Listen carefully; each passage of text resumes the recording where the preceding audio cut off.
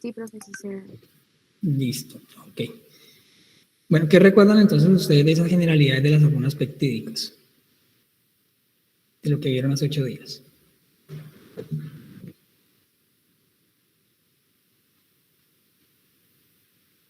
¿Cómo circulan la mayoría de las hormonas peptídicas? ¿Cuáles son las formas de transporte de hormonas y en las hormonas peptídicas cuál es la característica? ¿Cuál es el mecanismo? Pues ellas circulan libres en sangre, profe, porque son hidrosolubles. Exacto. Y tenemos una excepción, ¿la vieron? ¿O la recuerdan? De Yo no dos lo hormonas recuerdo. peptídicas que sí se transportan unidas a proteínas. Pues las hormonas esteroideas. No, pero yo hago referencia a las peptídicas. De las peptídicas hay dos excepciones que no se transportan o no viajan libres en sangre. Profe, ¿no es la IGF-1 y IGF-2?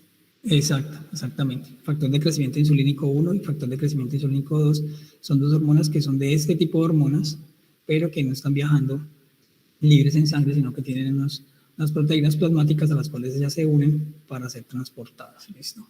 Bueno, entonces acá vamos a revisar ahora lo que tiene que ver, lo que está relacionado con los receptores de las hormonas peptídicas. ¿Listo? Entonces, como ustedes ya lo mencionaron, la mayoría de esas hormonas pues, van a viajar libres en sangre y digamos que ellas van a llegar específicamente a unos receptores que están unidos o anclados a las membranas de sus células efectoras. ¿Listo?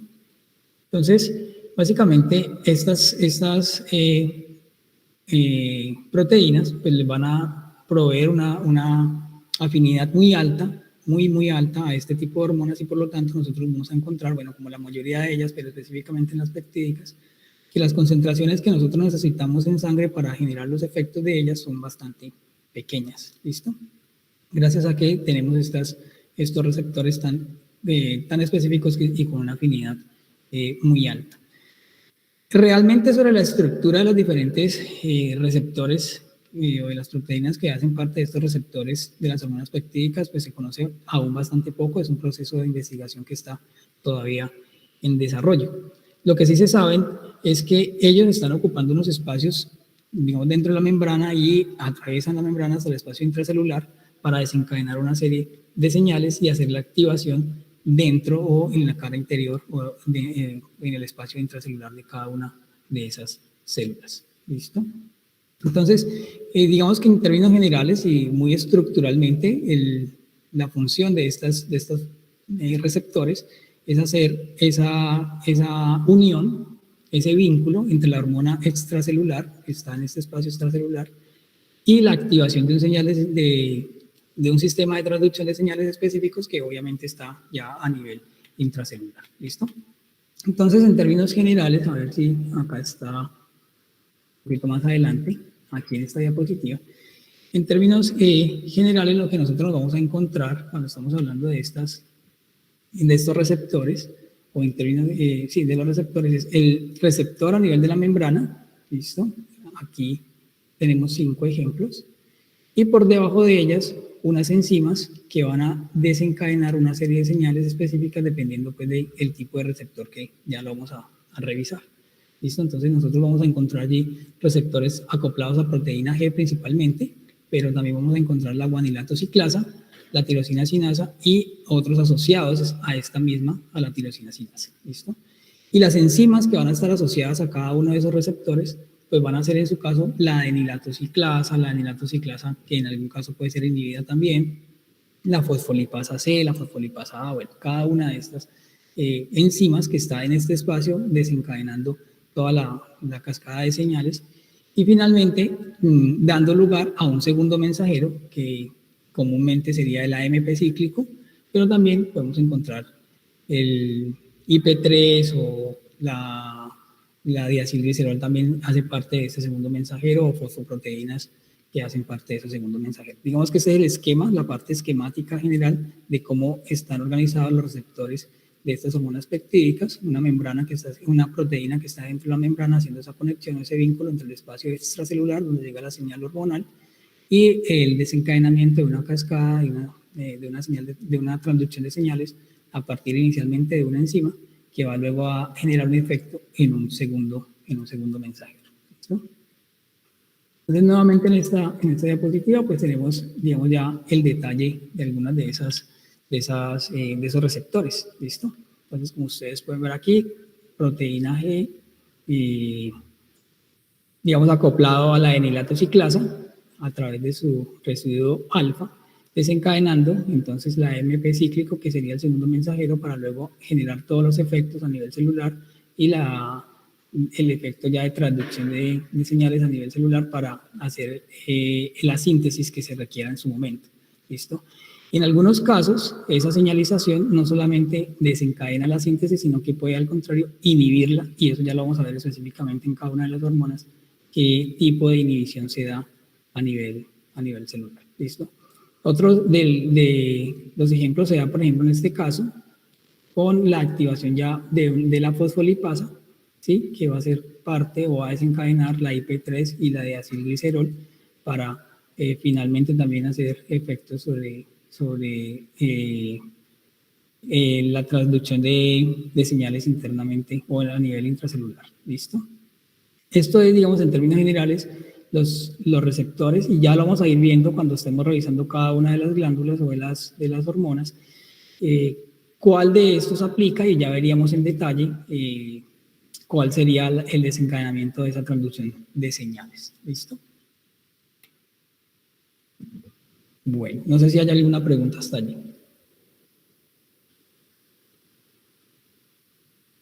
Entonces, digamos que, vamos a ver si esta gráfica nos permite tener ese ejemplo, o nuevamente este esquema. Digamos que entonces los eventos que podemos, digamos, numerar para hacerlo nuevamente esquemático a partir de la recepción de esas señales de la hormona y por parte de su receptor, pues van a ser 7, ¿listo? Inicialmente lo que vamos a tener es la activación de una proteína G, que es la que nosotros tenemos aquí dentro de la membrana. Luego, a partir de ella, vamos a activar o a inhibir a través de uno de sus residuos la enilato ciclasa unida a la membrana, digamos en este caso. ¿Sí? Posteriormente a eso se forma el AMP cíclico intracelular. Ese AMP cíclico es formado a partir del ATP, que necesita de una enzima que es precisamente la enilato ciclasa, que cataliza esa reacción para generar el AMP cíclico. Después de él vamos a tener la unión de ese AMP cíclico a otra enzima, que en este caso es la proteína quinasa A, en este primer esquema que nosotros estamos siguiendo. Y después de él nosotros podemos tener pues la producción de unos sustratos, ¿sí? Que en algunos casos podemos tener, por ejemplo, las unidades catalíticas de pK, ¿sí? Por ejemplo, a partir de esas unidades reguladoras que van a llevar a la fosforilación, por ejemplo, de residuos, que finalmente nos van a llevar al efecto en la función celular para la producción específicamente de los efectos que nosotros necesitamos allá, internamente o en el espacio intracelular. ¿Listo? Ese es básicamente el ejemplo, digamos, o el esquema muy estructurado de la recepción de las señales de la hormona peptídica a partir de su receptor en la membrana. ¿Listo? No sé si hay alguna pregunta hasta allí. Bueno. Digamos que se han caracterizado una serie de enfermedades que pueden ser generadas no por la ausencia o por la desregulación específicamente de la hormona, ya sea de aumento en su concentración o su disminución, sino por mutaciones a nivel de los receptores que hacen que finalmente esa señalización no se reciba o no desencadene las señales de las que estamos hablando. ¿Listo? Entonces aquí ustedes van a tener un listado de enfermedades que se han caracterizado a partir de la identificación de las mutaciones en sus receptores específicos, y se ha descrito cuál es finalmente el efecto que tiene a nivel patológico. ¿Listo? Entonces, pues básicamente por ahora, y no haciendo parte de este curso de la fisiopatología, pues solamente mencionarlo para que ustedes entiendan que no siempre, digamos que las dificultades o el déficit por señalización hormonal se da específicamente por la hormona como tal, sino también por, digamos, dificultades o defectos a nivel de los receptores, en este caso acoplados a la proteína G. ¿Listo? Son bastantes, digamos, casos los que se alcanzan a mencionar y aunque no son muy comunes, pues es importante que en su momento ustedes los puedan revisar y considerar. ¿Listo? Bueno. Digamos, aquí tenemos el ejemplo un poco más ampliado, de lo que yo les estaba hablando a ustedes, cómo recibir cada una de esas señalizaciones por parte de la hormona va a llevar a que se den unos enlaces específicos que transduce la señal a partir de la proteína anclada dentro de la membrana para que finalmente a nivel intracelular se desencadenen los efectos que estamos esperando genere, digamos, la hormona específica. ¿Listo? Entonces, como les decía, dependiendo de cada una de las hormonas, aquí tenemos 3 específicas, péptido natriurético auricular, insulina y la hormona de crecimiento, pues nosotros vamos a tener unas moléculas específicas a nivel intracelular que son las que van a desencadenar la cascada de señales. ¿Listo? Como les decía, entonces cuando ya estamos revisando, por ejemplo, insulina, regresamos nuevamente a la especificidad y nos detenemos un poco más alto. Por ahora, lo importante en la generalidad es conocer que es una proteína anclada a la membrana que va a traducir la señal y va a desencadenar esa cascada a nivel intracelular. Bueno, más ejemplos de lo mismo, una manera un poquito más esquemática, simplemente para mostrarles que la unión de esa hormona, de ese receptor, pues lo que genera en este caso, por ejemplo, es un cambio conformacional de esa proteína, ¿sí? Que lleva finalmente a que a nivel intracelular se unan los residuos que se requieren para desencadenar las señales, por ejemplo, en el caso de la generación de AMP cíclico a partir de la AMP por la activación de una enzima, que en este caso sería la enilatociclasa, que lleva a ese proceso de la generación de la AMP cíclico. ¿Listo? Otros ejemplos adicionales. Aquí tenemos otros ejemplos que, como les decía, pues revisaríamos un poquito más adelante. Listo. Creo que esta parte también la vieron ya, me confirmo, Julián, la de la cinética de la unión al ligando receptor. Sí, profe, esa ya la vimos. Eso ya la vieron también, ¿cierto? Listo. Y lo que corresponde entonces a esta gráfica de saturación del receptor de la hormona, que funciona pues de la misma manera, en la medida en que nosotros tengamos una mayor concentración de la hormona, pues vamos a tener una mayor concentración de receptores unidos a la hormona. Y la forma de calcular, digamos, la cantidad total de receptores que tenemos, digamos, en este caso en la membrana, pues es tratando de alargar esta línea o esta meseta que se genera al final de esa curva hiperbólica. O la otra forma es, creo que esta diapositiva sí no la tenía, es haciendo o graficando lo mismo, digamos acá en este caso el número de receptores, ¿sí? o la cantidad de receptores unidos a la hormona como tal, y en este caso sería el inverso de la concentración de la hormona. Entonces, lo que facilita hacer el inverso es que convertimos esa curva, que como ustedes saben, al ser hiperbólica, pues nunca va a tocar ninguna línea, sino que se dice que se forma prácticamente una horizontal infinita, pero cuando hacemos el inverso nosotros vamos a obtener una curva que finalmente cruza o intercepta el eje X y el punto en el que intercepta sería la cantidad o el número total de receptores que nosotros tenemos. Entonces digamos que esta es otra forma de poderlo observar, se le conoce como el gráfico de scat chart y pues facilita un poco poder entender o poder llegar a calcular ese número total de receptores. Digamos que acá nuevamente pues no es el caso, pero es importante que ustedes si entiendan, es sobre todo el concepto de la curva de saturación. ¿Listo? Listo, chicos. Entonces, hasta ahí sería, pues, eso era lo que le ha quedado faltando a la profe de las generalidades, algunas diapositivas que estaban pendientes. No sé si tengan alguna pregunta hasta allí, o entonces avanzaríamos al siguiente componente para hoy, que sería...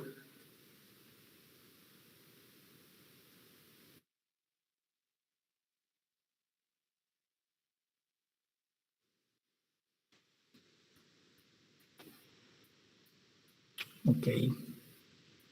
Listo. Hacémonos con tiroides.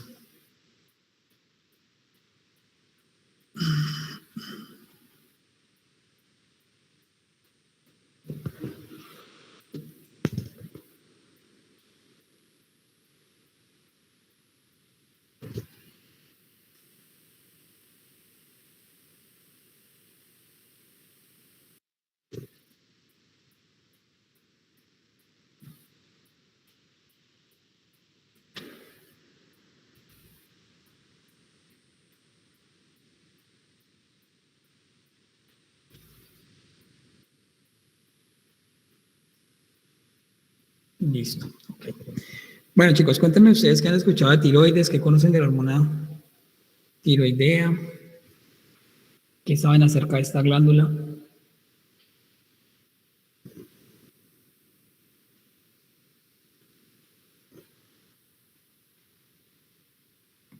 Que es una de las glándulas endocrinas de mayor tamaño. Es una de mayor tamaño. ¿Dónde está ubicada? Anterior a la tráquea. Anterior a la Debajo. tráquea. Ajá, ¿debajo de qué? De la laringe. Sí, ¿qué otro referente anatómico tenemos allí? Un cartílago.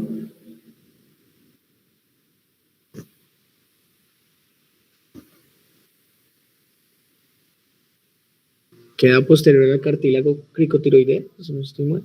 Por debajo del cricoides, sí. Entonces, es una, bueno, y otra generalidad que creo que pudieron haber leído. ¿Hay diferencias entre hombres y mujeres en esta glándula? No, profe. No hay ninguna diferencia, es una glándula que se puede palpar, digamos, en la examinación clínica, tanto de hombres como de mujeres, es una característica que tiene esta glándula, ¿listo? Se puede palpar y es observable, y cuando hay alteraciones, sobre todo de hipertrofia, pues es, digamos, evidente, sobre todo cuando ya el caso es bastante avanzado. Listo. Produce entonces la hormona tiroidea. ¿Cuántas hormonas o qué tipo de hormonas han escuchado ustedes que hay de esta hormona? Hay dos significativas, tiroxina y trillotironina. Creo que Tiroxina o tironina o tetraiodtironina o triotironina. Listo, que ya vamos a ver específicamente por qué recibe el nombre. Se conocerían como T3 y T4. Ajá, exactamente. ¿Y qué importancia tienen esas hormonas? ¿En qué mecanismos? ¿En qué procesos metabólicos? Influyen en el metabolismo, en el crecimiento. ¿Qué más? Entonces, digamos, con respecto a lo que se menciona, es una glándula, es una hormona súper importante en el proceso de crecimiento, sobre todo en las primeras etapas de la vida. ¿Listo? Entonces ya van a ver ustedes también en otros espacios la relevancia de mantener, digamos, los niveles de tiroides o de hormona tiroidea dentro de lo normal, incluso en algunos casos un poco por encima de la normalidad en las mujeres embarazadas, para facilitar el proceso de formación o de crecimiento intrauterino y en las primeras, y en el niño, en los niños o en los recién nacidos, en los neonatos, importantísimo mantener un nivel de tiroides porque su afectación lleva a, digamos, a unos efectos muy grandes en el proceso de crecimiento. ¿Listo? Ya van a ver ustedes que hay un fenómeno conocido como cretinismo, que es el resultado de tener bajas concentraciones de esta hormona en las primeras etapas de la vida, ¿listo? Específicamente porque hay unos tejidos más sensibles al déficit de la hormona tiroidea, ¿listo? Entonces los niños que puedan cursar con déficit de esta glándula, de esta hormona, perdón, pues van a ser niños que pueden llegar a tener efectos a nivel neurológico y desarrollo, y retraso en su desarrollo motor y otros efectos a nivel neurológico. Listo, chicos. Entonces, sí, como ustedes lo estaban mencionando, nosotros tenemos entonces la glándula tiroidea, que sería esta que está ubicada en la parte de abajo. Ustedes alcanzan a ver allí, digamos, como dos nodulitos, uno izquierdo y uno derecho. El derecho es un poquito más grande que el izquierdo, y en la mitad de ellos encontraríamos el istmo de la tiroides. ¿Listo? Tendríamos que retirar esta vena, sería la vena tiroidea superior, que viene aquí subiendo, conectándose. Entonces allí encontraríamos el istmo. ¿Listo? Normalmente, les repito, el del lado derecho es un poquito más grande que el del lado izquierdo. Entonces, ubicado en la parte de adelante de la tráquea, por debajo de ese referente anatómico que es el ligamento cricotiroideo, ¿listo? Y allí abajo encontrarán ustedes entonces esa glandulita. Y vamos, si tenemos un corte, en este caso un corte transversal, bueno, vamos a encontrar esta forma. La glándula tiroidea, la tiroides, perdón, sería este espacio que está por acá, se continuaría por delante de la tráquea y llegaría hasta acá. Del lado derecho un poquito más grande, del lado izquierdo un poco más pequeño y la tráquea allí, digamos, como en la mitad de esos dos pequeños lóbulos de la glándula. ¿Listo? Allí nuevamente otra imagen, otra vista para darnos, digamos, idea de esa relación anatómica de esta glándula. Listo. Bueno, entonces, digamos que ya hablando específicamente de la estructura de la glándula tiroidea, nosotros vamos a encontrar que está formada por células foliculares tiroideas, ¿listo? Entonces, estas células foliculares pues van a ser, digamos, van a darle forma a esta estructura, a esta característica de la glándula. Entonces tenemos las células foliculares formándolo, ¿sí? Y por dentro de ellas tenemos algo que se conoce como el coloide, que es importante y que va a ser muy importante, ya lo vamos a revisar, en el proceso de la síntesis y la secreción de las hormonas tiroideas. Como ustedes lo decían, es una hormona es una glándula, perdón, que es relativamente grande, ¿sí? Pesa aproximadamente entre 15 y 20 gramos y pues como ya también se los decía ahorita, es mayor en su lado derecho. ¿Listo? Es importante conocer, y ya lo vamos a ver también más adelante, la síntesis, que la síntesis de las hormonas tiroideas son las únicas, pues es el único proceso de síntesis hormonal que va a requerir de un oligoelemento esencial, que va a ser el yodo, ¿sí? Ante la ausencia de yodo no va a ser posible sintetizar hormona tiroidea, y eso lo vamos a ver un poquito más adelante, y es importante que ustedes lo conozcan también. Muchos de estos efectos o esos mecanismos, digamos, deficitarios de la hormona tiroidea están dados por déficits nutricionales en los que no tienen una buena suplementación de yodo. Eso fue un problema relativamente frecuente hasta hace unos años, pero actualmente digamos que eso no es tan frecuente y no es común en la clínica encontrar este tipo de pacientes con, digamos, problemas en la generación de hormona tiroidea por déficit de yodo. Por eso muchos en su momento se reglamentó, digamos, la adición de yodo a la sal, y ustedes van a encontrar en los empaques de la sal específicamente ese nombre o esa especificación que es la yodación o sal yodada. ¿Listo? Bueno. Aquí tenemos una fotografía a nivel microscópico de estas células y podemos encontrar, por ejemplo, que ya en un feto entre 11 o 12 semanas de gestación ya hay coloide y ya ese coloide empieza a tener uniones al oligoelemento que es el yodo para la generación de esa hormona, que es de vital importancia en el proceso de crecimiento y de formación gestacional. ¿Listo? Tenemos otra estructura, una fotografía un poco más clara de lo que nos está componiendo cada una de esas células. Tenemos entonces parte de ese lóbulo, las células foliculares, que serían estas pequeñas células que están rodeando toda la estructura de la glándula, y las células parafoliculares, son unas pequeñas células que vamos a encontrar ahí alrededor o al lado de las células foliculares. ¿Listo? Estas van a ser, pues, al microscopio un poquito más claras, posiblemente ustedes la van a poder identificar en otros espacios, en otros cursos. Bueno, no sé si antes o después de este curso. Entonces, bueno, aquí digamos que también específicamente el caso ya desde el punto de vista histológico, cuando vamos a tener una hiperactividad o lo que se conoce como el hipertiroidismo, pues hay un incremento del tamaño de esas células foliculares. ¿Listo? Entonces vamos a tener células foliculares de un tamaño mucho más grande y eso le va a permitir a ellas capturar o captar, digamos, con mayor eficiencia este oligoelemento y producir también mayor cantidad de hormona tiroidea, y eso es finalmente lo que va a generar los efectos conocidos del hipertiroidismo. ¿Listo? Bueno, como se los decía entonces, esas células foliculares pues van a necesitar de ese oligoelemento, eso es importantísimo, es de lo más básico que existen, pues, pero no lo vayan a olvidar, y es que van a requerir de ese yodo para poder sintetizar las hormonas tiroideas y para almacenarlas extracelularmente, ¿listo? Sin la presencia del yodo no va a ser posible entonces tener los efectos o las funciones de la glándula tiroides. También, como se los he dicho, se lo he repetido, digamos, ya en varias ocasiones, esta hormona tiroidea pues va a influir en el desarrollo normal, el crecimiento y el metabolismo de varios tejidos. ¿Listo?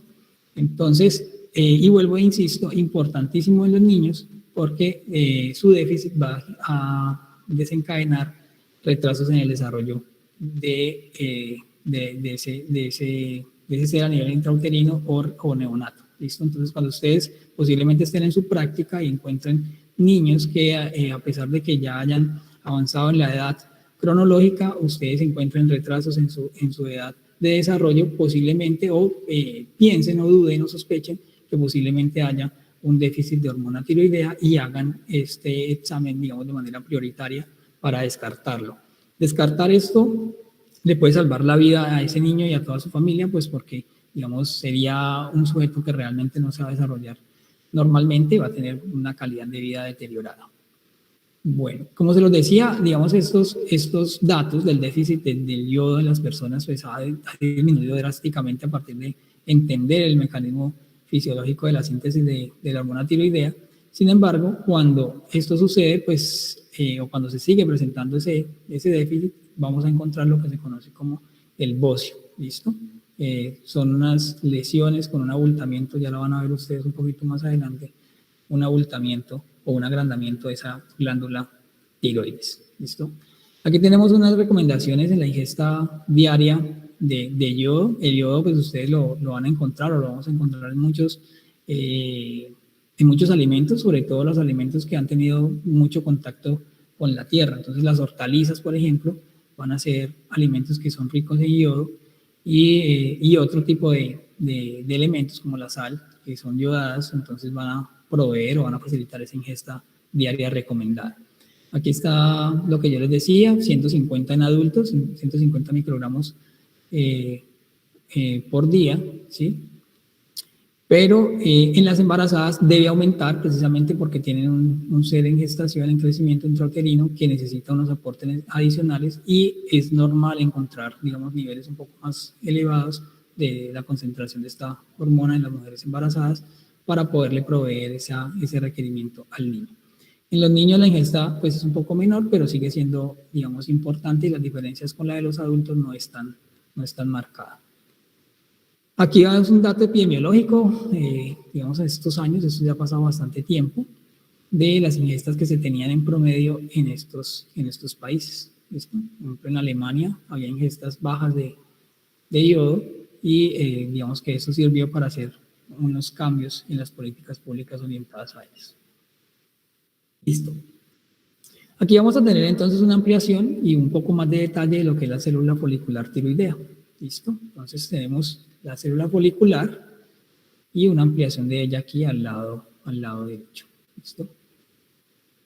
Hacia arriba nosotros vamos a tener la porción apical de la célula, y hacia abajo vamos a tener la membrana basal, ¿sí? En contacto entonces en este caso con ese capilar que está rodeándolo, estamos rodeando, pasando por entre esas células, y aquí finalmente es donde se va a depositar la hormona tiroidea cuando ya ha hecho todo su proceso de síntesis a nivel de la célula folicular. ¿Listo? Entonces tendríamos la membrana basal, tendremos la célula capilar, que sería la que está aquí, vamos cerca de esos capilares que tenemos allí en contacto con la membrana basal, algunas gotas de coloide que vamos a tener acá, y bueno, internamente pues digamos los diferentes organelos que caracterizan a las células, en este caso pues la célula folicular tiroidea, el aparato de Golgi, mitocondrias, membrana plasmática, entre otros, que van a hacer todo el efecto, todos los mecanismos necesarios para hacer el proceso de síntesis y secreción de hormona tiroidea. ¿Listo? Listo.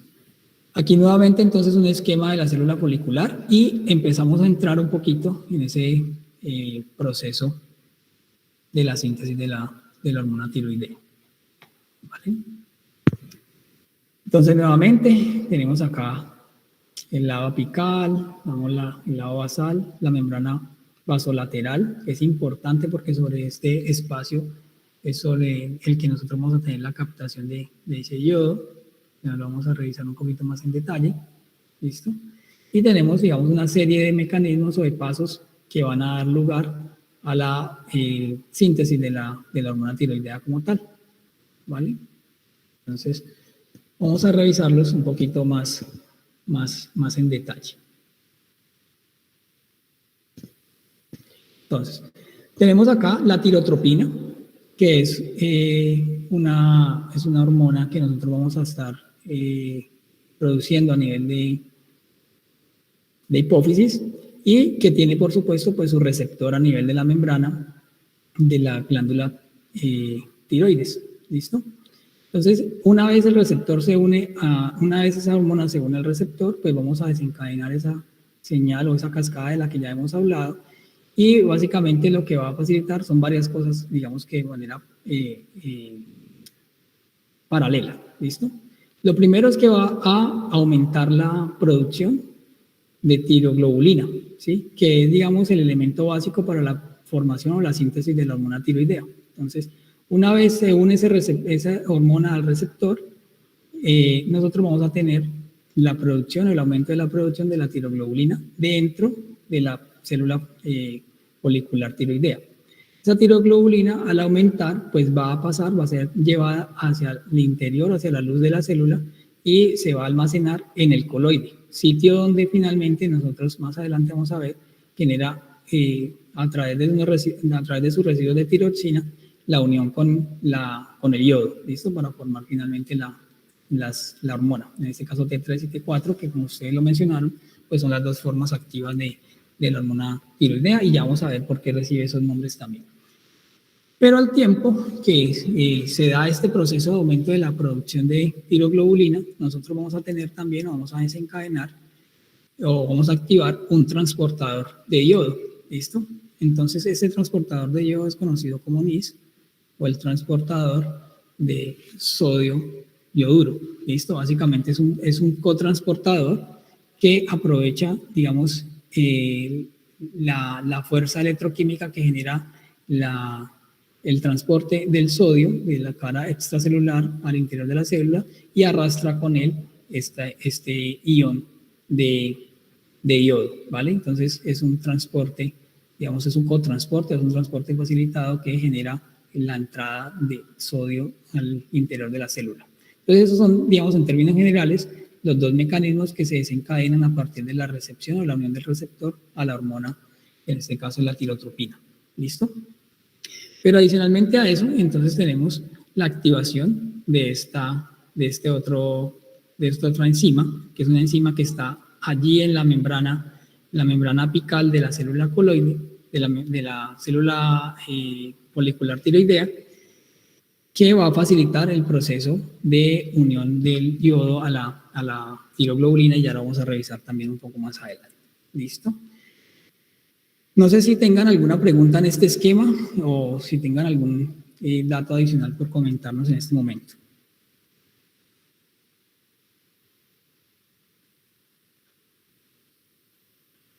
Bueno, vuelvo y le repito, esto es un esquema muy general que ya vamos a ver en detalle en una gráfica un poco más amplia de todo el proceso de cómo se da. ¿Listo? Básicamente solo para mencionarles la importancia entonces de la unión del receptor a su hormona para la producción de tiroglobulina y para la entrada de yodo, que son los dos elementos, digamos, importantes en este caso para la síntesis de esa hormona.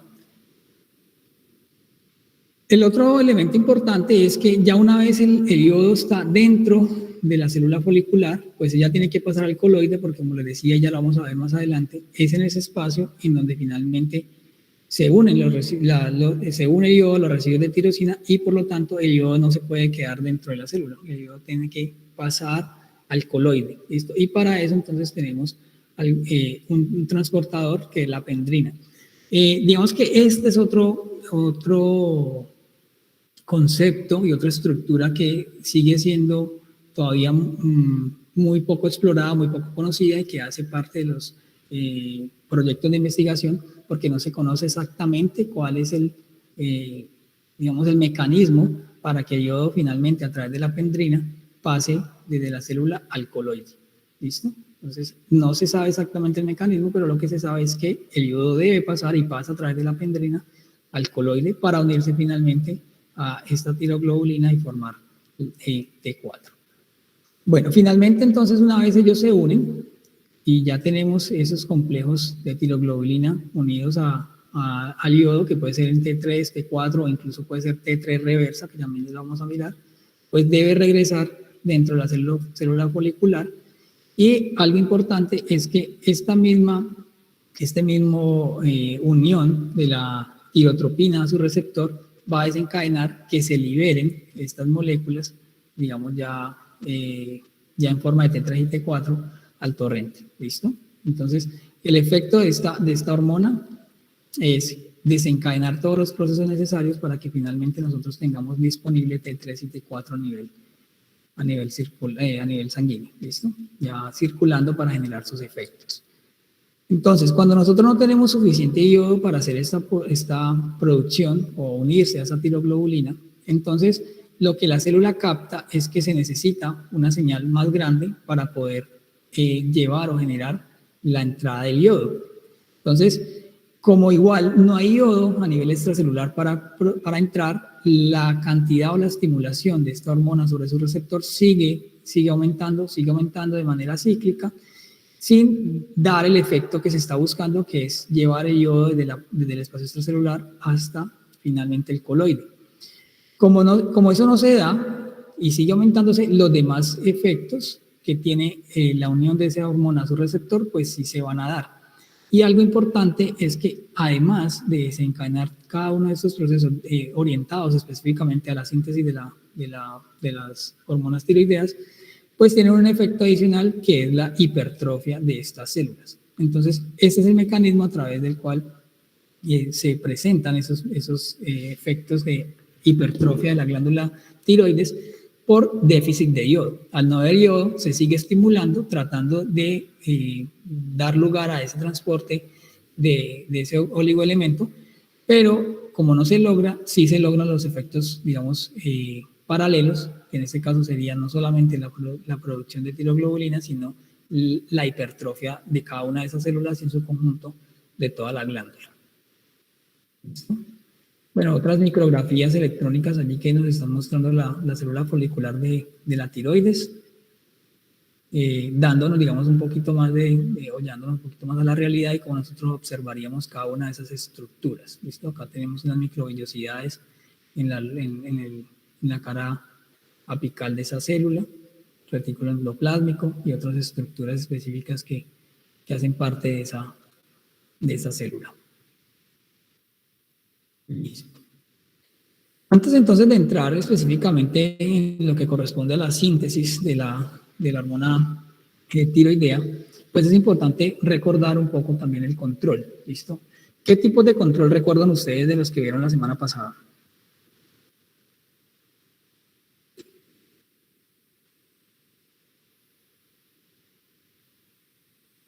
Control hormonal, ¿recuerdan alguno? Pues el principal es la retroacción negativa.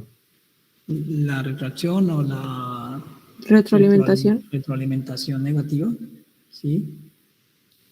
Y el Bueno, control jerárquico. y el control jerárquico, exacto, muy bien. Entonces, de acuerdo con esta gráfica, la que nosotros tenemos acá arriba, hipotálamo y dos estructuras específicas que son núcleo arcuato, eminencia media, hipófisis y finalmente tiroides, ¿ustedes qué tipo de control se están viendo allí?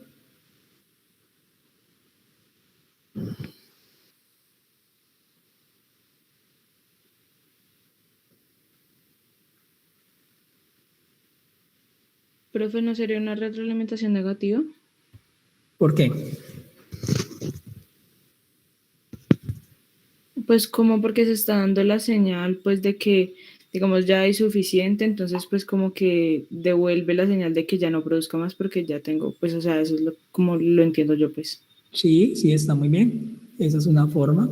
Aquí tenemos una flecha roja que nos está mostrando que al tener la producción y una concentración específica, aquí no nos están diciendo cuánto, pero una concentración específica de T3 y T4, entonces hay una retroalimentación y nos ponen allí como un bloqueo, ¿no? Entonces podría ser allí una retroalimentación, o podría ser, no, esa es una retroalimentación negativa. Pero también creen ustedes que puede haber un control jerárquico.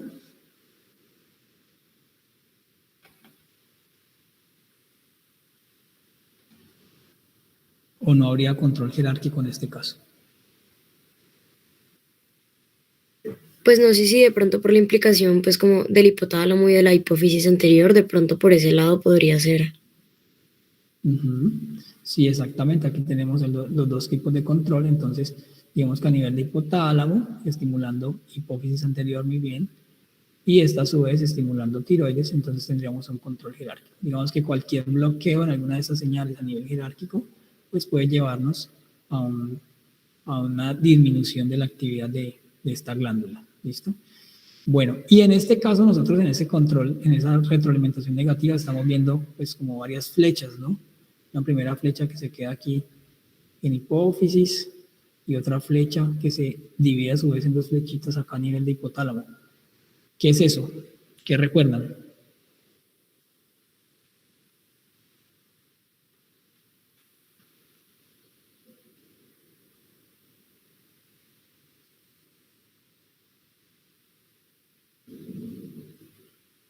¿Sí lo recuerdan? ¿O no lo vieron?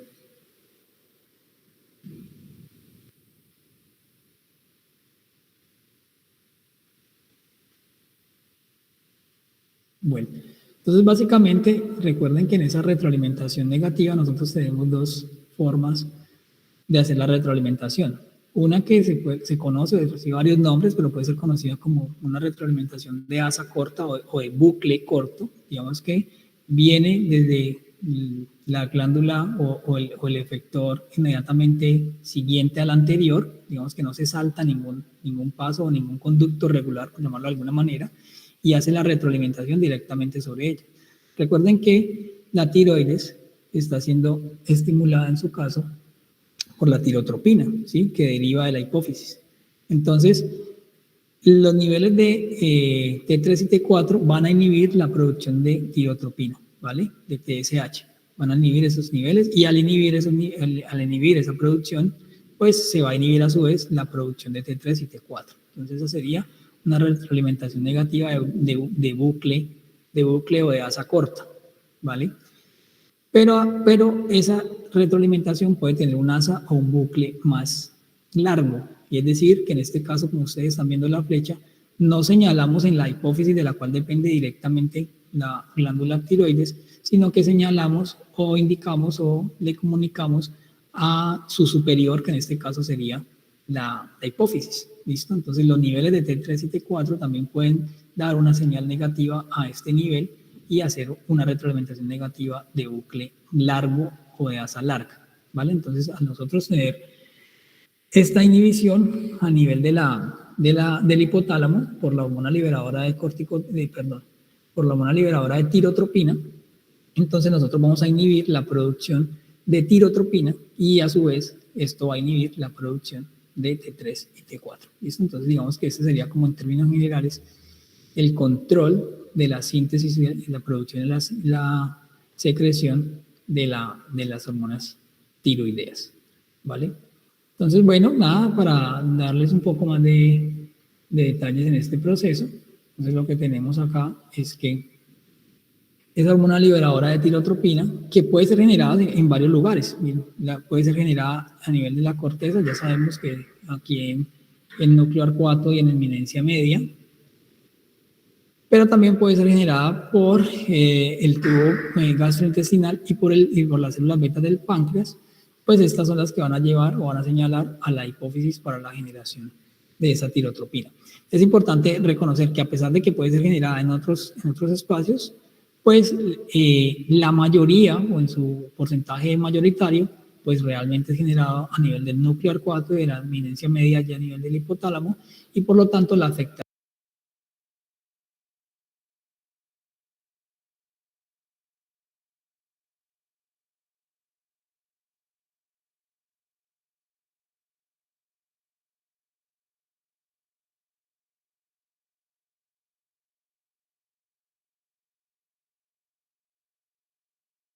tirotropa, pues va a dar lugar no solamente a la síntesis de tirotropina, sino también a la liberación de unos pequeños gránulos de almacenamiento que tenemos de tirotropina en esta célula para liberarlos directamente al torrente para que haga la señalización en su célula efectora. ¿Listo? Digamos que entonces esa es la señal. Una vez entonces nosotros ya tenemos tirotropina, pues la tirotropina va a venir específicamente entonces ahora a la célula folicular de la glándula tiroides y en ella pues va a desencadenar las señales que ya vamos a ver con más detalle un poco más adelante. ¿Listo? Nuevamente ahí ya tenemos entonces el receptor de esa tirotropina. Ese receptor pues es una proteína anclada a esa membrana que va a liberar, no va a activar en este caso la enilato ciclasa para dar lugar a la producción de AMP cíclico a partir de ATP. ¿Listo?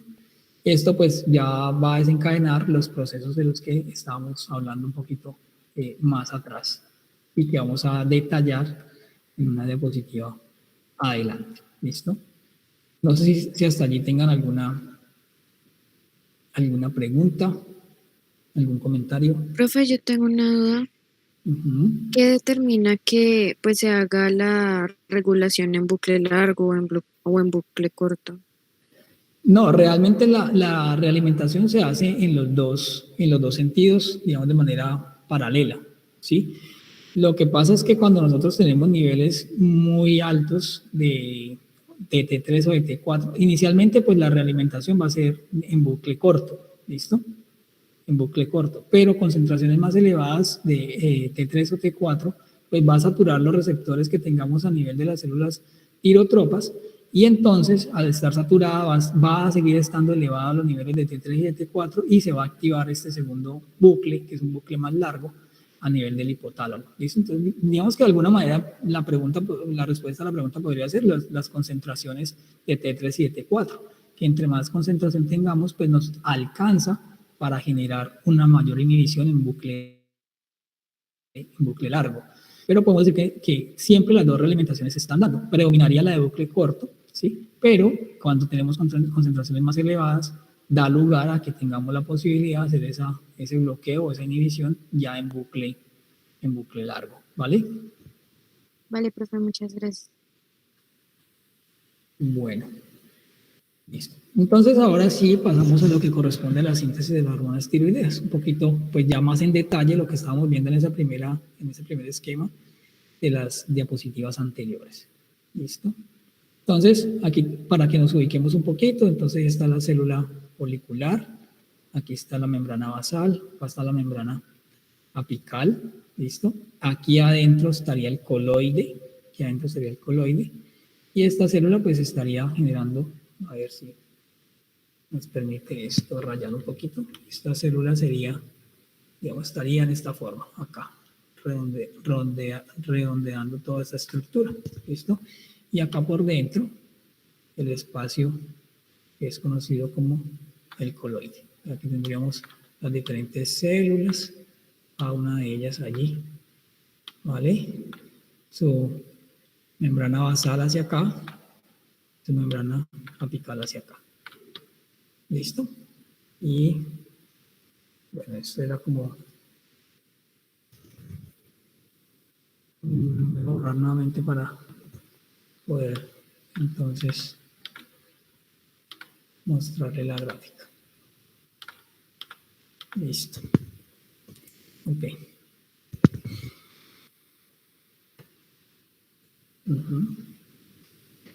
Listo, entonces como yo les decía, hay varios efectos que se generan con la señalización de la tirotropina o la unión de la tirotropina a su receptor. ¿Listo? Lo primero es que va a aumentar la actividad de ese cotransportador. ¿Listo? El cotransportador del que yo les hablaba, que es el NIS, que va a transportar sodio y yodo en el mismo sentido, y el yodo va a entrar básicamente ayudado por esa fuerza electroquímica que genera la entrada de sodio. ¿Listo? Ese transportador lo vamos a encontrar en la membrana vasolateral. Aquí la ponen casi que en la membrana basal, pero piensen que está más en la membrana vasolateral de esta célula folicular. ¿Listo? Entonces, esa unión de ese receptor pues, va a llevar a una mayor captación de ese yodo del torrente, de la disponibilidad que tenemos a nivel extracelular para llevarlo dentro de la célula, a nivel de la célula inicialmente y, y posteriormente al coloide. ¿Listo? El segundo paso que está descrito aquí sería entonces que ese iodo que ya está dentro de la célula pues va a salir al espacio del coloide a través de la pendrina. ¿Listo? Yo les decía que esa pendrina, miren que acá no sabemos exactamente cuál es el efecto, pero, hola, dame un segundo. Sí, hasta las 10. ¿Entras a las 10? Ok, ya, qué pena. Chicos, que ya tengo que prácticamente salir. Entonces, déjenme, yo redondeo un poquito esta idea y hablamos con la profe para que dé continuidad entonces a esta diapositiva explicándoles la síntesis de las hormonas tiroideas. ¿Listo? Entonces, nada, voy a hacerlo más rápido de manera esquemática para que ya entren en los detalles con la doctora Blanca de cada uno de esos pasos. Es lo que ya habíamos visto en el esquema anterior, entonces la activación del receptor para facilitar entonces la entrada del iodo inicialmente a la célula folicular y posteriormente la salida de ella a la luz hacia el coloide. ¿Listo? Lo otro que va a facilitar esa señalización, como les decía, es la producción de la tiroglobulina, ¿listo? De TG. Esa tiroglobulina se produce allí dentro de la célula folicular, pero también tiene que salir a la célula, a la luz, al coloide. Esa salida se dice que se da por una difusión facilitada por la concentración aumentada de la tiroglobulina dentro de la célula. ¿Listo? Luego tenemos la acción de la peroxidasa tiroidea, que es la TPO, y esa oxidación, esa enzima básicamente lo que nos va a llevar es que nos va a pasar ese ion ioduro, nos lo va a pasar al ion oxidado, ¿sí? Del ion menos al ion cero, que es el iodo oxidado. El iodo oxidado es importante y la acción de esta enzima es importante porque solo en esta forma es que va a poder unirse a las tiroglobulinas para poder, digamos, estar al lado de esos residuos de serina. Qué pena, chicos, que me están cortando acá para que salga del espacio.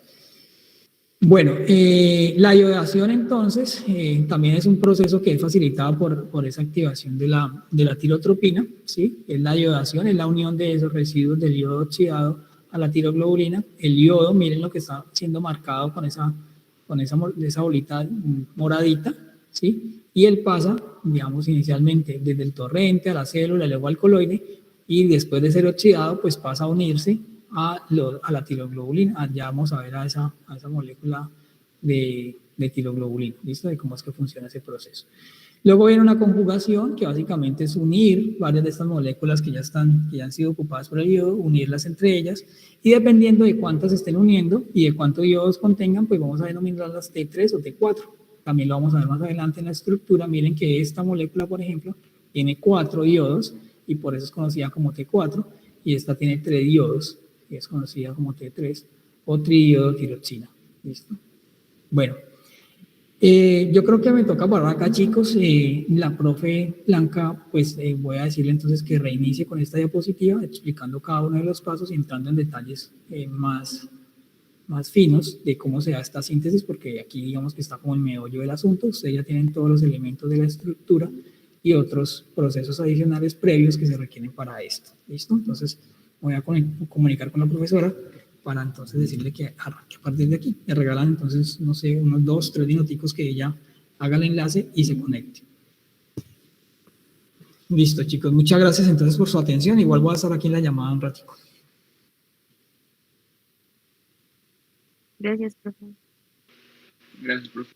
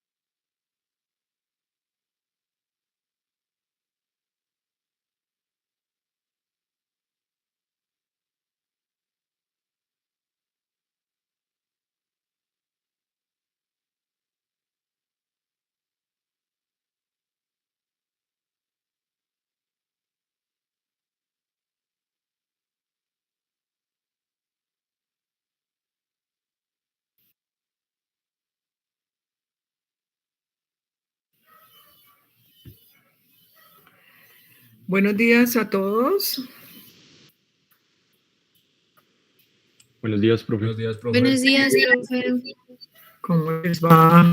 Buenos días, profe. Buenos días. Ah, bueno. Bien, usted, profe. Bien, gracias.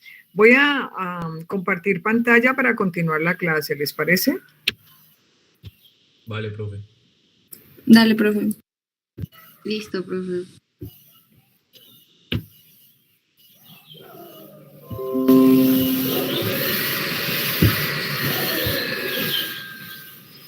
Cuéntenme, ¿en qué diapositiva quedaron? ¿Les muestro? Dígame en el número, por favor. ¿En la 11? Sí, profe, creo que la Sí, 11. profe. 11, profe. Listo. Muy bien.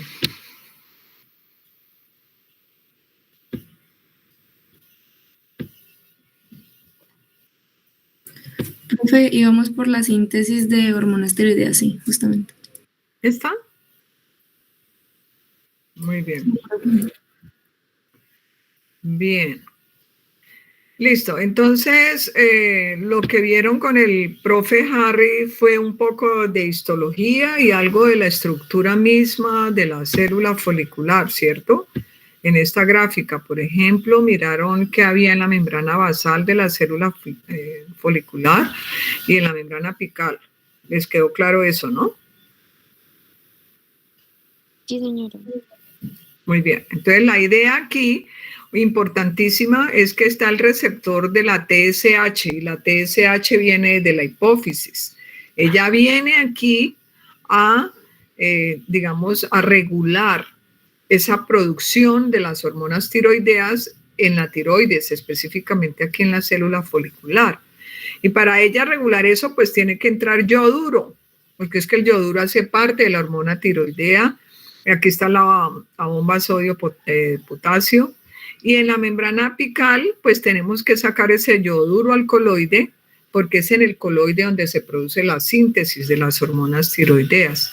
Y como no solamente es el yoduro, sino que también necesitamos las tirosinas, esas que habíamos dicho que de que estaban hechas las hormonas tiroideas, esas tirosinas están metidas en una proteína que es la tiroglobulina, fabricada pues acá a nivel del núcleo y luego pues en el citoplasma. Entonces esa tiroglobulina también sale al coloide. Muy bien. Entonces, una vez ocurre eso, miremos entonces esa síntesis, cómo se produce. Ustedes están viendo entonces aquí esta parte que es, esto rosado que hay aquí. Sangre. Ajá, el capilar sanguíneo que está recorriendo al interior de la tiroides, ¿no? Esto que está aquí azul es el espacio intersticial y aquí tenemos todas las células foliculares que, como ustedes ya lo deben haber visto en esta gráfica, muy bonita por cierto, esas células foliculares, mírenlas aquí, células foliculares están rodeando una gran laguna que es el coloide, ¿no? Y miren que en una glándula normal tenemos más coloide que células, ¿no? Las células son las que rodean esa laguna y estamos hechos de lagunas. Entonces, la tiroides son un conjunto de lagunas rodeadas por células. Por eso su carácter friable, ¿no? Usted lo hunde y es muy flexible la glándula tiroides. Bien. Entonces, aquí vemos esto blanco que hay aquí, este fondo blanco vendría a ser ese coloide, ¿sí? Este es las células foliculares que rodean ese coloide y aquí ya están todas las estructuras químicas de las que hablamos ahora, el transportador de ioduros, ¿cierto? En este lado, en la membrana basal y acá también en la membrana apical. Ese yoduro, una vez sale a este espacio coloideo, debe oxidarse, o sea, que debe perder electrones. Entonces, miren, de I-1 pasa a yodo, I0. pierde electrones. Entonces, cuando ya está en esa forma oxidada, es que ahora sí puede meterse a donde están las tirosinas. Entonces, miren, la tiroglobulina es toda esta proteína y estas son sus respectivas tirosinas, que son aminoácidos como este que está aquí, ¿sí? Y a esas tirosinas es que comienza a unirse ese yodo, ¿no? Entonces, miren, la tirosina tiene este cíclico, ¿no? Y en estos carbonos es donde se pega el yodo. Solamente caben 2 yodos por cada tirosina. Entonces yo podría tener un elemento monoyodado o diyodado y no más. Si yo quiero más, entonces debo unir otra tirosina, ¿no? Entonces este proceso es la yodinación y ya si yo uno otro aminoácido, otra tirosina, mire, este es un enlace éter, entonces esta es una tirosina y esta es la otra, unidas mediante un enlace éter. Entonces aquí ya puedo tener otro yodos y entonces tendría un T4, ¿no? Aquí tengo un T3 y aquí tengo un RT3. Miren la diferencia entre estos dos, ¿no? Primero acá son yodurados los carbonos que están más cerca a la cadena proteica y en el caso de la RT3 son yodurados los que están más lejos. Una vez la la tiroglobulina con sus tirosinas yoduradas y conjugadas está lista, inmediatamente la célula folicular puede captarla, ¿cierto? Y mediante transporte vesicular, porque esto es una proteína, para atravesar la membrana que tuvo que no la atravesó, simplemente la encerró en vesícula y luego esa vesícula se desprendió de la membrana y se fue, ¿no? Y luego esa vesícula con ese contenido es sometida a la acción enzimática. Entonces aquí de la conjugación, que es la unión de las 2 tirosinas, seguimos a otro escalón que es la endocitosis, que es cuando ya se forman las vesículas con ese contenido, ¿no? Y en esa entonces, ¿qué hace la TSH? Ella favorece esa endocitosis. La TSH se mete por todas partes, ¿no? La TSH, por ejemplo, ayuda a entrar los yoduros a la célula folicular, la TSH ayuda a la yodinación, la TSH ayuda a la conjugación, ayuda en la endocitosis, ¿sí? Sí, y aún acá adentro la vesícula, entonces ya en su interior comienza una actividad proteolítica porque allí hay enzimas que permiten clivar esa tiroglobulina, romper esas uniones al DID, al MID, al T3, al T4, las desprende todas, ¿sí? Y eso es una proteólisis que hay en el interior de esa vesícula. Esa proteólisis también es estimulada por esa TSH. A su vez, entonces de esa vesícula comienzan a salir esas diferentes estructuras, ¿no? Una tirosina monoyodada, una diyodada, que vemos aquí, una triyodada y una tetrayodada, como vemos acá, al citoplasma de la célula folicular. Ese T3 y ese T4 salen por la membrana basal a través de transportadores, ¿sí? Para ingresar a la circulación, ¿no? Y estas son ya las hormonas tiroideas. Y en esta secreción también contribuye la TSH. Muy bien. Mientras que el MID y el DID, que llevan tirosinas y llevan yoduro, y además de eso la tiroglobulina que está metida dentro de esta vesícula también sale, y entonces queda tiroglobulina aquí en el citoplasma que también es sacada otra vez acá al coloide, porque es a donde se necesita, y al mismo tiempo ese yoduro que sale este MID y este DID también es sacado acá al coloide, ¿sí? Y así entonces todos estos materiales son nuevamente aprovechados en el coloide para volver otra vez a participar en la síntesis de las hormonas tiroideas. Estas hormonas tiroideas entonces, T3 y T4, salen a la circulación. Una cosa importante, la TSH no solamente participa en los diferentes pasos de la síntesis de las hormonas tiroideas, que son estas dos, sino que además de eso, se sabe que ella estimula la hiperplasia, ¿no? O sea, la proliferación de células foliculares es estimulada por esa TSH. De tal manera que si nosotros tenemos una dificultad aquí en la síntesis por alguna razón y no se están secretando lo que debía secretarse normalmente T3 y de T4 a la sangre, eso se va a bajar.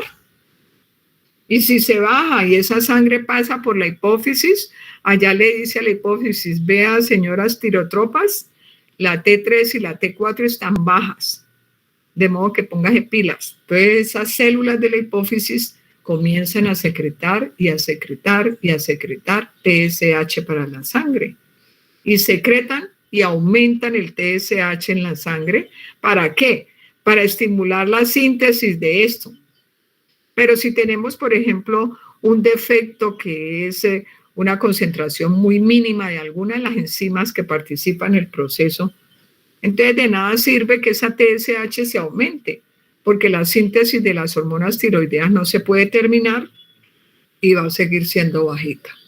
Entonces, ¿qué voy a encontrar yo cuando pida las pruebas de TSH y de T3 y T4? Pues que el T3 y el T4 están bajos y el TSH está alto. O sea, que estamos en una condición de hipotiroidismo. Y si eso continúa, esa TSH sigue llegando a las células foliculares y como no puede hacer síntesis, o trata de estimular la síntesis, eso no funciona, entonces ella contribuye en la proliferación celular.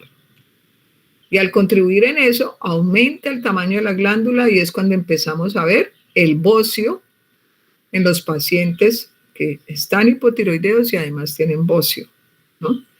Entonces, esa es una situación importante. Muy bien. Bueno, esto es lo que ya dijimos. Estas son las estructuras de las hormonas tiroideas.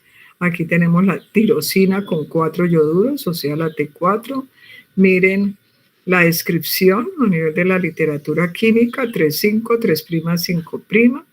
Aquí tenemos la T3, ¿no? Es 3, 5, 3'. Aquí tenemos la RT3, que es 3, 3', 5', diferente a la T3. ¿Listo? Muy bien. Y obviamente que hay mucha diferencia entre T3 y RT3. Y la RT3, a pesar de que se diga que no tiene acciones, ya se han encontrado acciones de la RT3. Bien. Miremos algunos mecanismos de los efectos de la TSH en la síntesis, ¿no?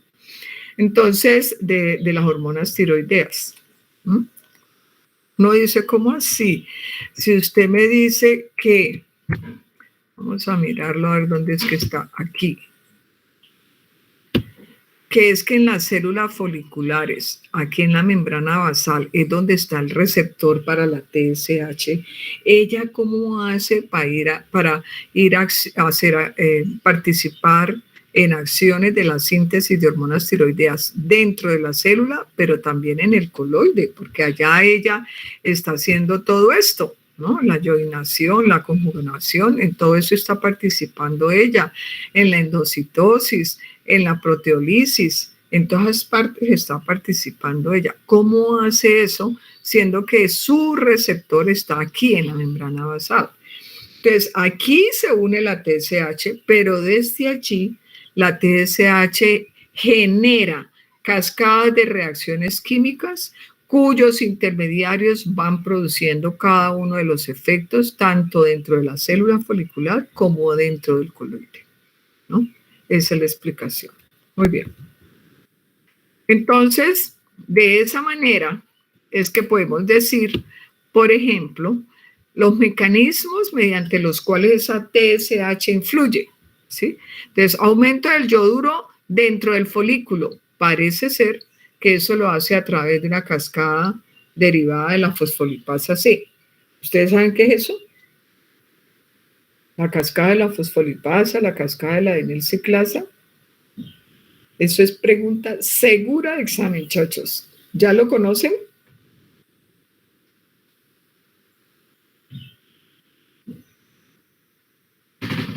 Sí, profe, son cadenas de segundos mensajeros. Cadenas de transmisión de información entre las células. ¿Se acuerdan? ¿Lo vieron en bioquímica o en biología o no? Sí, profe, en biología. Bueno, entonces esa cascada ustedes la consultan, se la aprenden sus componentes, tanto la cascada de la fosfolipasa C como la cascada de la AMP cíclico. ¿Listo? Por favor, se la aprenden porque esas cascadas son fundamentales en cualquier parte, en la fisiología, en la bioquímica, en la farmacología, cuando vean drogas, acciones de las drogas que afectan estas cascadas. Entonces, como dice el soldado anunciado, no muere en guerra, ¿no? Entonces, aquí tenemos la hormona uniéndose a su receptor, ¿no? Entonces, ese receptor es un receptor asociado a la proteína G que ustedes ya deben haber visto, y esa proteína G está constituida por la su unidad alfa, su unidad beta, su unidad gamma, ¿no? De esas tres. O otras unidades, pero aquí es la subunidad Q, por ejemplo. Entonces, una vez eso ocurre, se activa cualquiera de esas subunidades, va y activa una enzima. Esta es la cascada de la fosfolipasa C. Y esa enzima es la fosfolipasa C. Esa fosfolipasa coge un lípido de la membrana y lo degrada, lo rompe, ¿no? Ustedes saben que los fosfolípidos tienen cadenas de ácidos grasos con una cabeza con fosfatos. Entonces lo que hace esa fosfolipasa C es separar la cabeza de las cadenas de ácidos grasos. Bien. Luego entonces esa fosfolipasa C activa a una proteinquinasa C. Ustedes ya saben los componentes de la cascada, ¿no? Proteína G, fosfolipasa C y proteinquinasa C. Y esa proteinquinasa C, ¿no? Entonces, lo que hace es activar enzimas derivadas de ella, ¿no? Entonces, aquí, por ejemplo, favorece la fosforilación de trioninas y residuos de serina, ¿no? Y de esa manera, al fosforilarlos, lo que hace es regular la actividad enzimática. Entonces, esa es su acción. Fosforilar enzimas y de esa manera regular la actividad enzimática. El otro componente es el inositol trifosfato, que también se produce allí, ¿sí? Y ese inositol trifosfato llega hasta los almacenes de calcio y ahí lo que hace es favorecer la salida de calcio hacia el espacio intracelular, ¿no? Entonces esas son las acciones a través de esa cascada. Entonces los segundos mensajeros aquí son el IP3, ¿sí? Que está, digamos, generando esas acciones. Entonces los componentes de esa cascada están proteína G, fosfolipasa C, proteinquinasa C y fosfatidilinositol. Ahora, si vamos a hablar de la cascada de la adenilciclasa, quiere decir que la hormona se unió a un receptor y activó una cascada derivada de la adenilciclasa. Vamos a ver cuáles son sus componentes. Todas esas cascadas están asociadas a proteína G. Proteína G, que pueden ser subunidades de diferentes tipos, aquí es la GS. Activa en este caso una enzima que ya no es la fosfolipasa C, sino la adenilciclasa. Y esta a su vez favorece la conversión del ADP en AMP cíclico, ¿no? Y ese AMP cíclico entonces favorece la apertura de canales de calcio dentro del retículo sarcoplásmico, ¿no? Y él puede hacer lo contrario, ¿no? Esto aquí es una inhibición y entonces lo que va a favorecer es el cierre de este canal, ¿no? Miren el negativo aquí. Este AMP cíclico inhibe este canal cerrándolo, entonces impide la entrada, la salida de calcio y lo que hace es favorecer su entrada. Entonces, mientras que por esta cascada de la fosfolipasa se favorece la salida del calcio, por la cascada de la adenilciclasa favorece su entrada. ¿Y cuáles son los componentes de la cascada de la adenilciclasa? Pues la proteína G, la adenilciclasa, el AMP cíclico y la proteína quinasa A, que no la vemos aquí. También es un componente de la cascada de la adenilciclasa. Bien.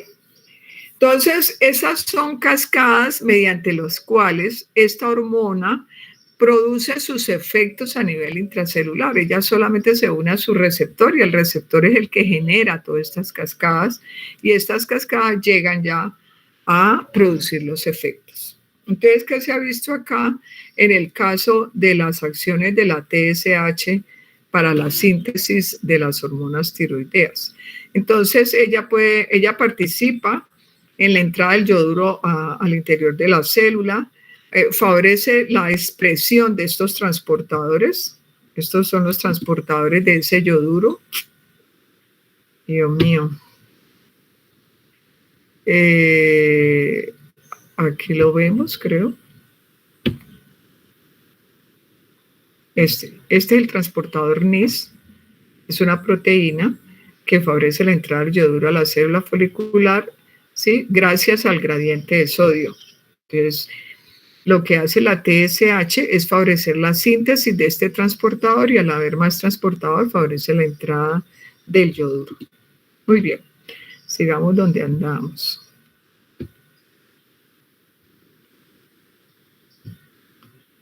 Entonces, listo, entonces favorece la síntesis de ese NIS, aumenta el flujo sanguíneo tiroideo y aumenta la salida de yoduro de la célula tiroidea.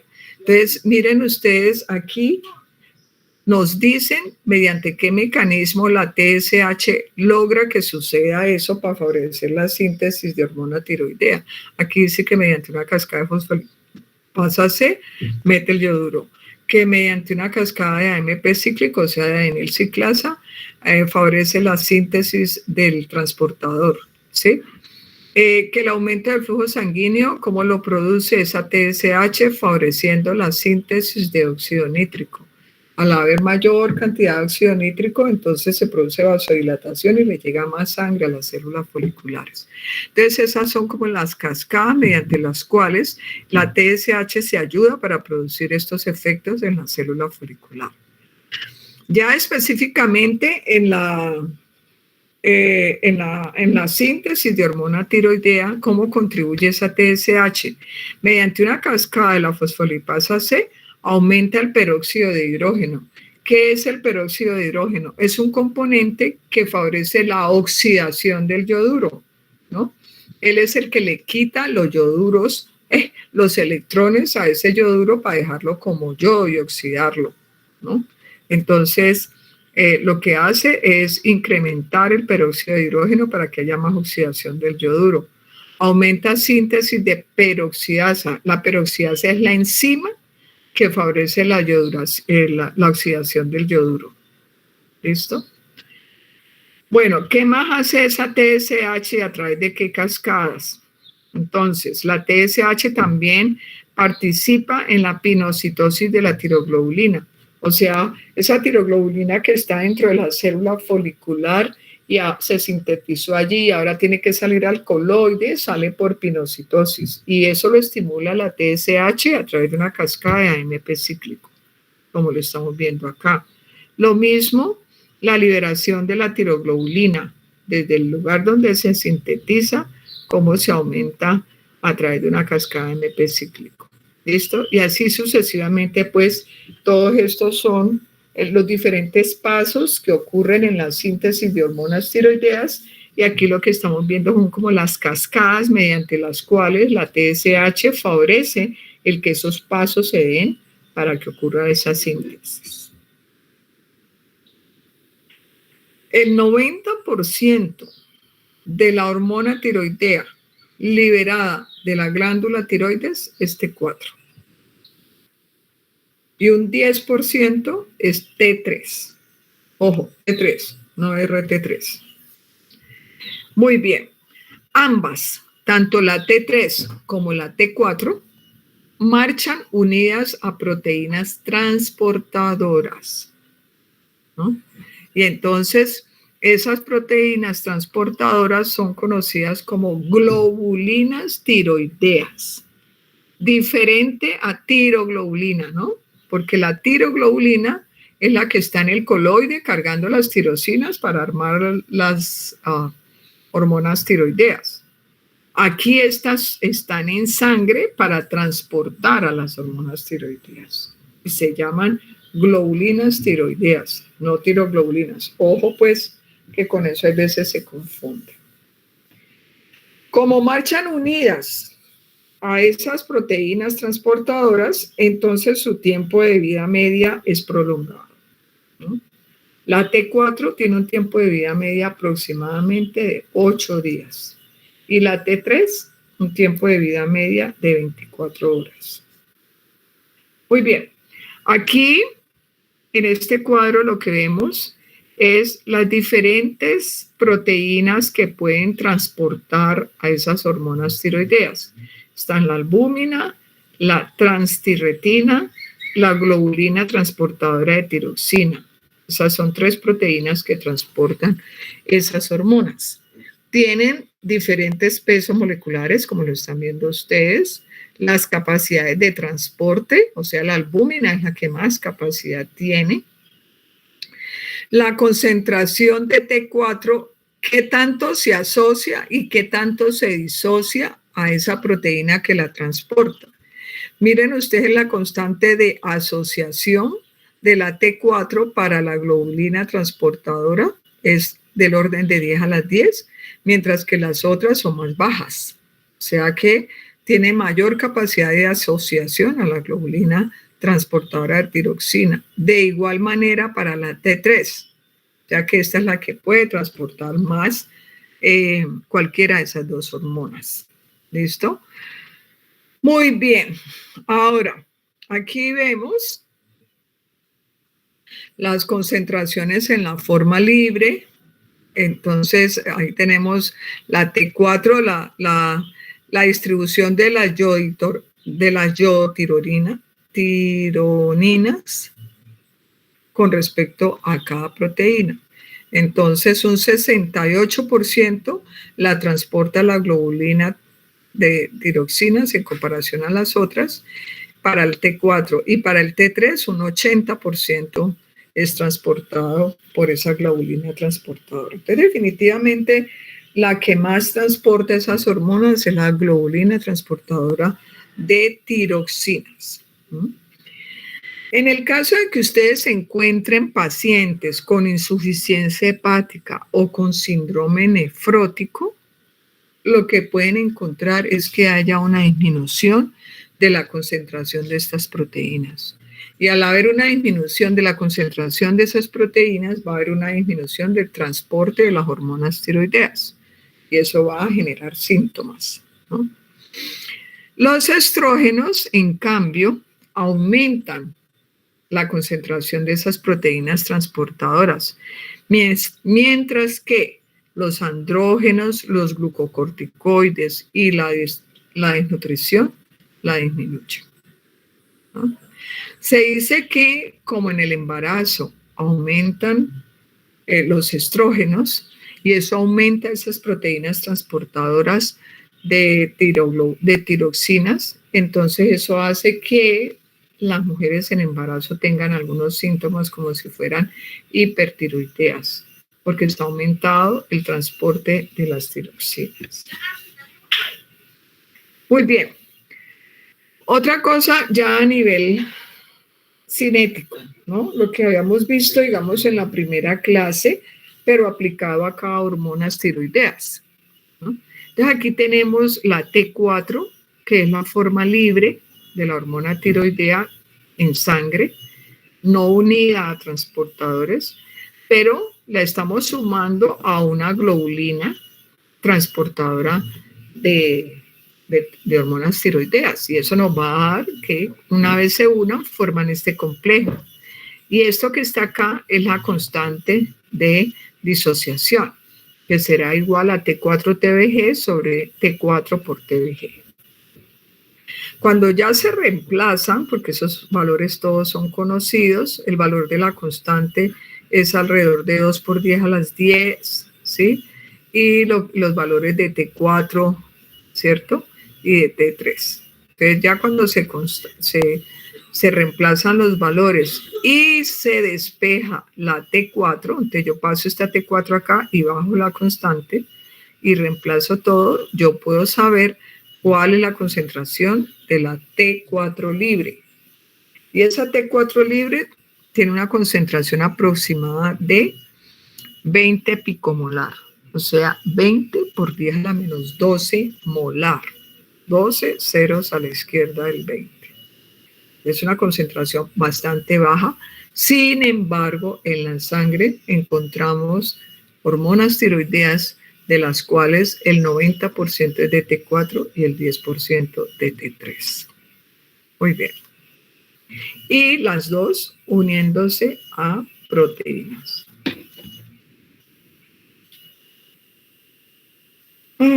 Aquí vemos entonces como una comparación entre T3 y T4, cómo es su producción, más de T4, ¿sí?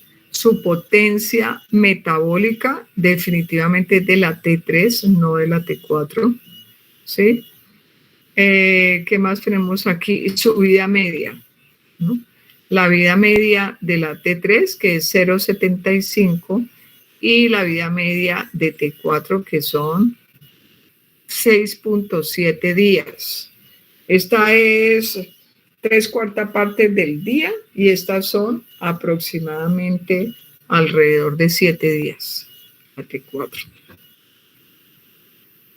Estructuras moleculares, alimentos que tienen, son ricos en yodo para cuando ustedes estén con sus pacientes, que ustedes sepan orientarlos para mejorar esta suplementación, ¿no?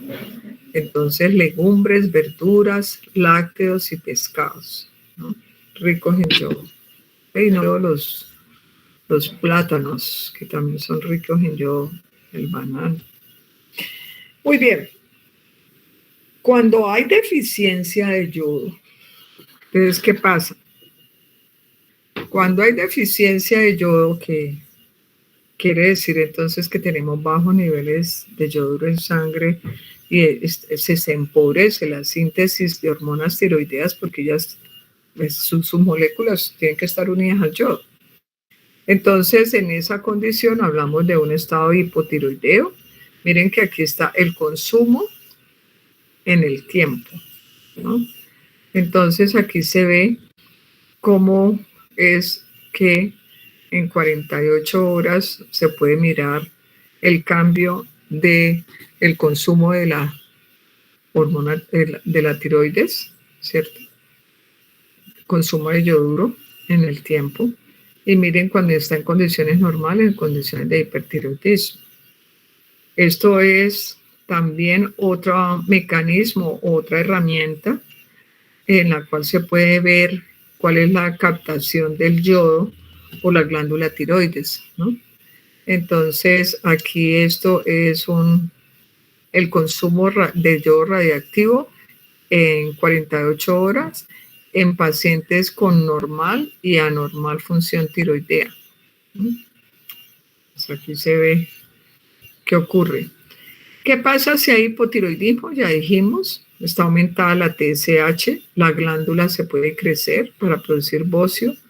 Tenemos bajos niveles de hormona tiroidea, o sea, hipotiroidismo. Y en el caso de los niños, este hipotiroidismo se denomina cretinismo porque se acompaña de retardo mental, ¿no? Es algo muy grave. Si no se hace el diagnóstico en el recién nacido, ahora creo que hace parte del SCRIM, o sea, de los exámenes que se tienen que tomar en un recién nacido y en la madre para poder descartar que haya unos bajos niveles en el niño y de una vez dar la suplementación que corresponde. Aquí tenemos pues una imagen de la tiroides normal. Aquí se habla de un nódulo caliente, de nódulos fríos, regiones de hipoactividad tiroidea. En nódulos fríos también es hipoactividad, mientras que aquí pues sí ya es un nódulo caliente con hiperactividad. Bien, ese T4 que viene por sangre se mete al interior de las células a donde va a producir los efectos, como lo vemos aquí, difundiendo directamente o a través de transportadores. Esto lo puede hacer tanto la T4 como la T3, salir de sangre cada uno y meterse al interior celular de estas dos formas, ¿no? El receptor intracelular tiene mayor afinidad por la T3 que por la T4, ¿no? Entonces, ¿qué ocurre? Debajo de la membrana hay enzimas que favorecen la conversión del T4 en T3 y son deyodinasas, o sea, le sacan un yoduro a la T4 y lo dejan como T3, ¿no? Esas deyodinasas, existen varios tipos de deyodinasas, ¿no? Entonces, aquí vemos entonces la T4, la T3, la RT3, la DIT, las diferentes sustituciones con yodo. Bien, veamos una cosa. Aquí tenemos entonces, mire, esta es la T4 con los 4 yodos. Y aquí vino una deyodinasa para dejarlo en T3, ¿no? Las flechas verdes son esta deyodinasa, 5', 3'. Siempre le está sacando a estos carbonos que están más afuera uno u otro yodo, ¿no? Entonces aquí deja T3 y aquí deja T2, ¿de acuerdo? También puede estar el otro camino que es con la 5'3 monodeyodinasa, ¿no? Que no son primas, ¿no? Estas son 5', 3'. Aquí es solo 5'3 monodeyodinasa. Entonces, esta T4 se puede convertir en RT3 porque la sacó, fue la de acá adentro. Estas son las 5' y 3'. Sacó la 3'. Y esa misma enzima puede sacar las dos y queda DIT. Al mismo tiempo, la otra, la que sí es prima, puede sacarlas de acá y la deja acá en mono, ¿cierto? O la deja de esta manera, cualquiera de las dos. Muy bien. Una vez esa hormona tiroidea ya llegó a la célula, se convirtió en T3 y ese T3 se une a su receptor. El receptor de la hormona tiroidea es este cilindro, pues, que es la imagen caricaturesca para representar el receptor. Esta viene a ser la hormona tiroidea. Y ella, para unirse a esta secuencia de DNA, ¿no?, se polimeriza con otra molécula, ¿no? Y en este caso, o se une a otra molécula que es otro receptor de la misma familia. Y ese receptor es el receptor del ácido retinoico, ¿no? Arma pareja con ellas. Y esto se llama una dimerización, porque son dos monómeros, dimerización heterodimétrica, porque son diferentes, o heterogénea, dimerización heterogénea, ¿no? Entonces, estas dos se unen a esta secuencia del DNA. ¿Está claro? Y ya al unirse, van entonces a influir en la velocidad de la transcripción de ese RNA mensajero. Ese RNA mensajero, entonces, se va a formar más rápido a partir del DNA, porque quien estimula eso es la unión de este conjunto en esta secuencia de DNA. Y aquí a donde se unen se conoce como elemento de respuesta tiroideo, ¿no? Así se llama la secuencia de 3 nucleótidos del DNA. ¿Qué tipo de RNA mensajeros son a los que le estimula su síntesis, o sea, su transcripción? a todos aquellos RNA mensajeros que van a contribuir en la expresión de estas proteínas. La proteína bomba sodio-potasio, enzimas gluconeogénicas, enzimas de la cadena respiratoria en las mitocondrias. También estimula los mRNAs que llevan a la síntesis de la cadena pesada de la miosina o que llevan a la síntesis de receptores beta-adrenérgicos o muchas otras proteínas. Entonces, si uno tiene disminución de la hormona tiroidea, yo puedo tener líos con mi problema de con gluconeogénesis o con el desarrollo de fuerza muscular, por ejemplo, ¿no? Porque disminuyo la síntesis de esas proteínas, ¿ya? Si yo estoy llegando con la hormona tiroidea a músculo, ¿cierto? Y sucede que vengo con baja concentración, yo voy a tener disminución de esa síntesis y si eso sigue en el tiempo, ya no se pasó 8 ni 15 días, sino que, por ejemplo, es un viejito o una anciana que está durmiendo y se queda que duerma porque anda en hipotiroidismo y todo el mundo feliz, ay, mira, la viejita está tranquila, puede dormir, eso es que se trasnocha mucho de noche, no puede dormir y se quedan tranquilos todo el mundo y lo que pasa es que anda en un hipotiroidismo. Y se puede levantar por momentos y tiene disminución de fuerza muscular, pues porque su síntesis de miosinas está disminuida y la miosina es una proteína que participa en la contracción muscular. Entonces ella puede sentir eso, una disminución de fuerza en relación a él. Va a subir gradas y llega muerta, pues le duele todas las piernas, todo porque está con una alteración en la síntesis de esto. Lo otro también es que las hormonas tiroideas tienen que ver con la síntesis de receptores beta-adrenérgicos. ¿Ustedes recuerdan dónde andan esos receptores? Denme un ejemplo de un receptor beta-adrenérgico, si los han visto.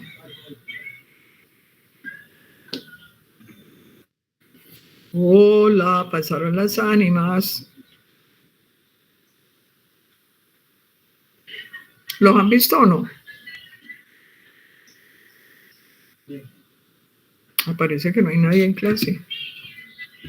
¿Será que estoy hablando? Sí, profe, en el corazón, ¿no? Sí. Muy bien.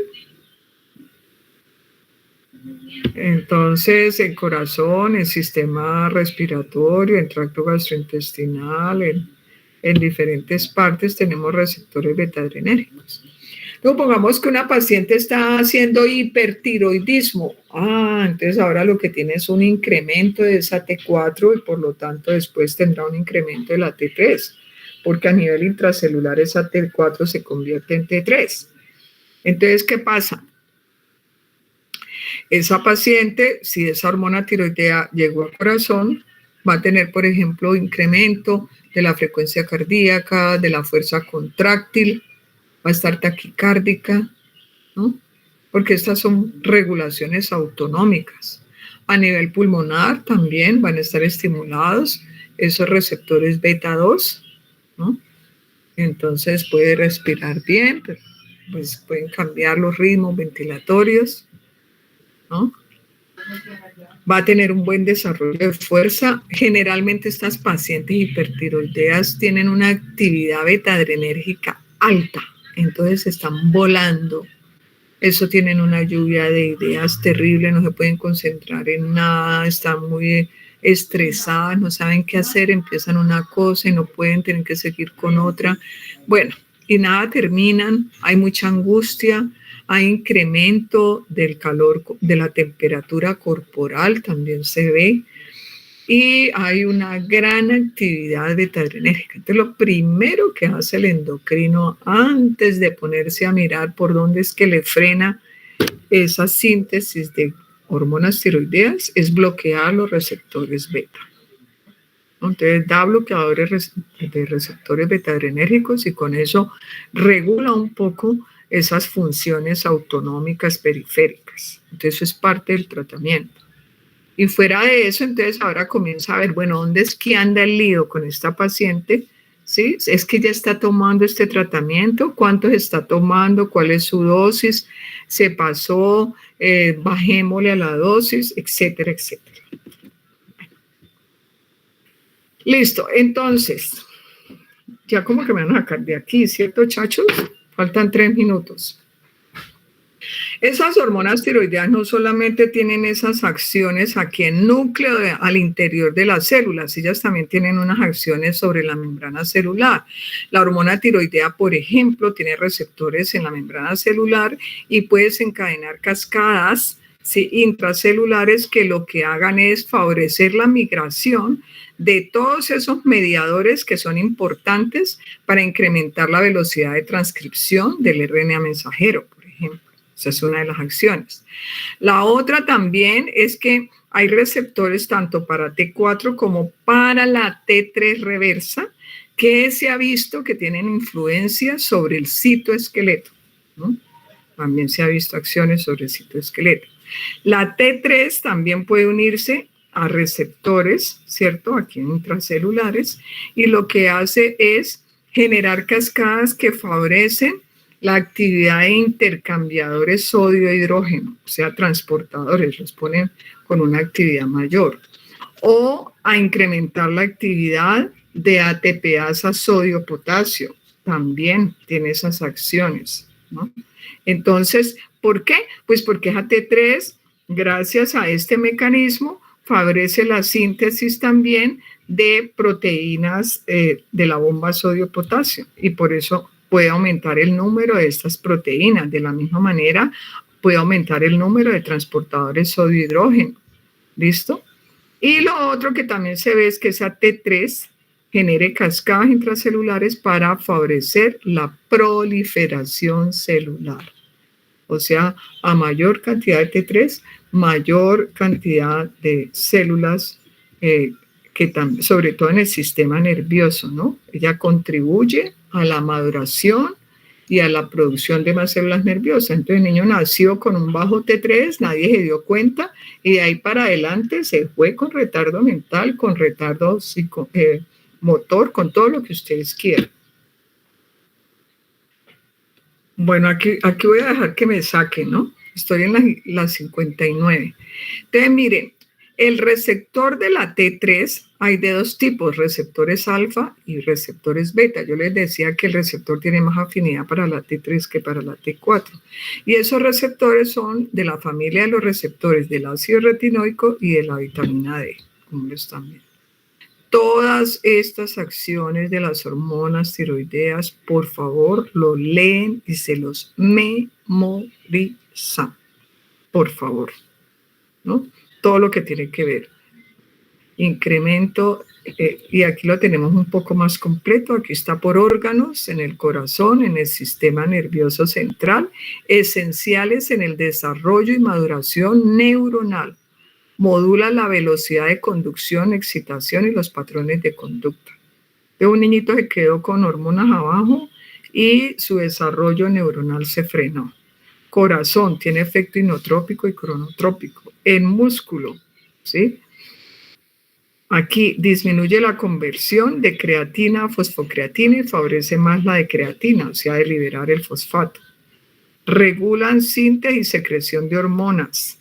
En la reproducción, en la glándula mamaria, en el crecimiento, aumenta el crecimiento somático, ¿ya? En la calorigénesis, aumenta la glucólisis y consumo de oxígeno. Entonces, por lo menos todos estos efectos, chachos, se los saben bien. Y este es un paciente hipotiroideo, ¿no? Entonces, un paciente con alopecia, con macroglosia, le da mucho frío. Hay las que son mujeres, pues generan periodos con sangrados bastante altos, la piel es seca, áspera, amarilla, hay debilidad muscular, hay estreñimiento, hay cardiomegalia, hay edema palpebral, ¿no?